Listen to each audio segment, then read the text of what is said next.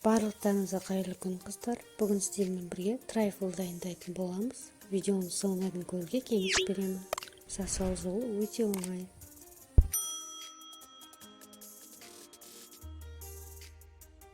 Ең алдымен құрғақ ыдысымызға жұмыртқамыз бен шекерімізді салып, жақсылап көпіргенше миксерлеп аламыз.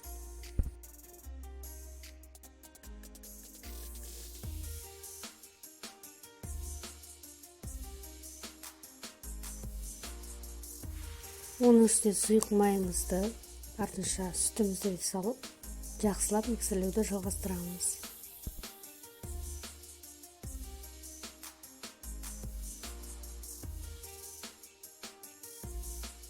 Сұйық массамыз дайын болғаннан соң, оның үстіне құрғақ массаламызды саламыз. Ең алдымен електен өткізген ұнымызды саламыз.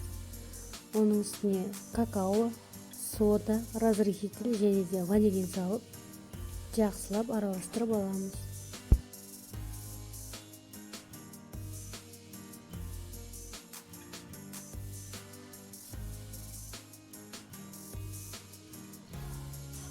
Бір келік масса болған соң, үстіне қайнап тұрған суымызды құйып, тағы да жақсылап миксерлеп жібереміз.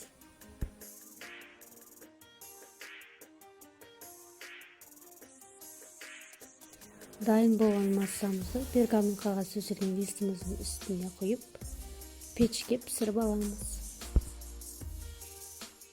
Коржымыз піскенше кремді дайындаймыз. Ол үшін креметтеміздің үстіне шекерімізді салып, жақсылап миксерлейміз. Бір келкі масса болған соң, үстінен сливкімізді де құйып, густой масса шыққанша жақсылап миксерлейміз. Сосын крем дайын болады.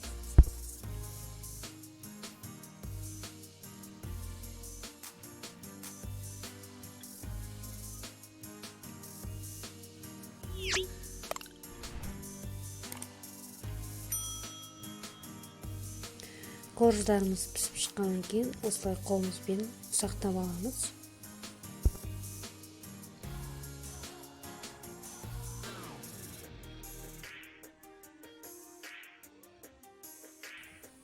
Ұсақтап алған корждарымызды осылай екі ыдысқа бөліп салып аламыз.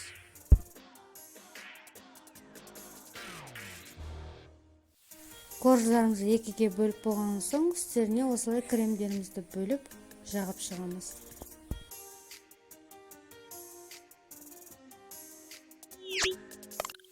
Кремдерімізді құйып болған соң, оның үстіне ганашын дайындаймыз. Ганаш үшін 100 грамм шоколад, 100 грамм сливкімізді ерітіп, оның үстіне құйып шығамыз. Және қалауыңыз бойынша сәндесеңіздер болады. Түрлі шоколадтармен, посылкалармен, немесе вафельный крошкалармен сәндесеңіздер болады. Егер видео ұнаған болса, лайк басып, комментарий қалдырып, каналыма подписаться етуді ұмытпаңыздар. Барлықтарыңызға ас болсын. Барлықтарыңызға жасап көруге кеңес беремін.